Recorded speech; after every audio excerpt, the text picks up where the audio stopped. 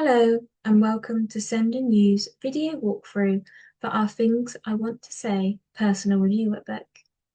This resource is designed to help children and young people with special educational needs and disabilities share their views, experiences and feelings about their educational setting or their next steps in a way that's suitable for them.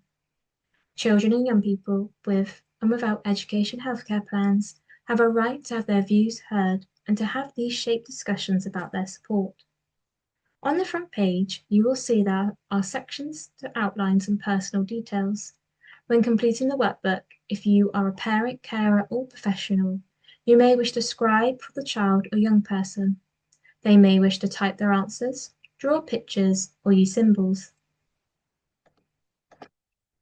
Before getting started, it may be beneficial to consider or discuss where the child or young person is now.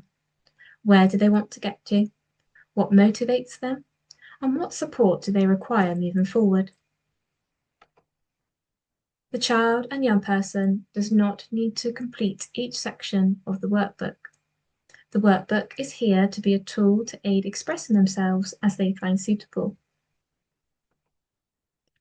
This page introduces our use of emojis to help support a child or young person consider how a situation makes them feel, with the use of a visual prompt to help consider their answer. I have created some examples throughout the workbook to show how it can be used to collect views. For some of the boxes, multiple answers may be required to help fully reflect the situation. You may have noticed the use of "I feel this way because."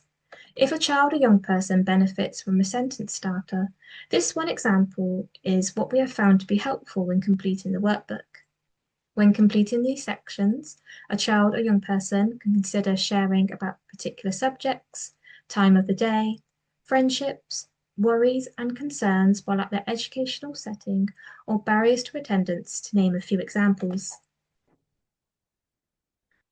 For other examples, a child or young person may wish to carry out with the emoji themes, but may not be able to summarize how they feel. But they can use the emojis to share if it's an area that needs further exploring in partnership with their parent, carer, and educational setting. Or they may wish to use colours, and I've used two colours here, typically found in the zones of regulation. Or they may wish to use images and text that outlines an area of concern.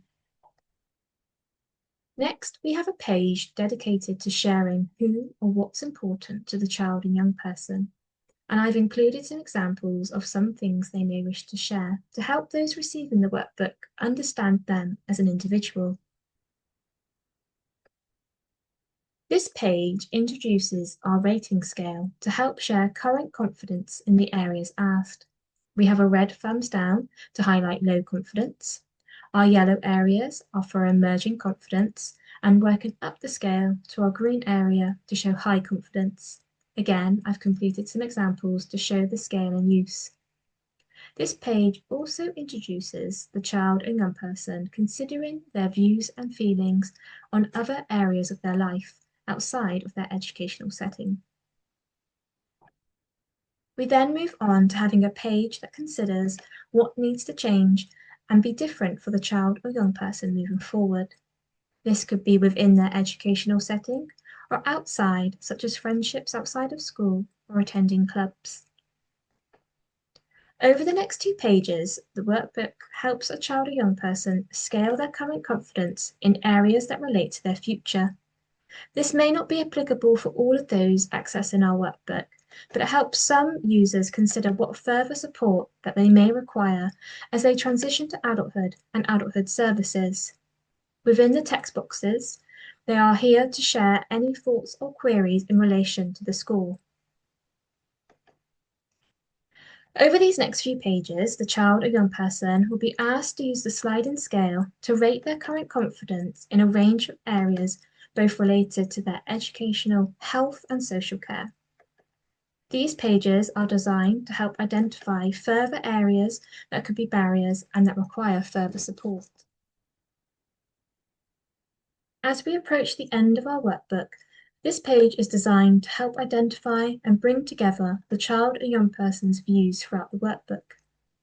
The pages before may have resulted in the child or young person recognizing some changes they would like to take place in relation to their education, health, and social care.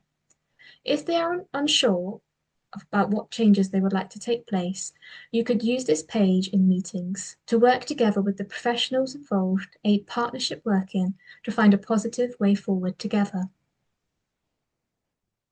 The final page considers what next steps are required and what steps the child and young person would like to take themselves, and this may be in relation to their education, health, and social care. It also provides an opportunity to summarise what support they would like to take place. I hope this video has been helpful. If you have any questions or require information, advice and support, you can follow the QR code to find our contact page, including our contact form. I have also included a QR code to take you to the workbook if required. Thank you for watching and goodbye.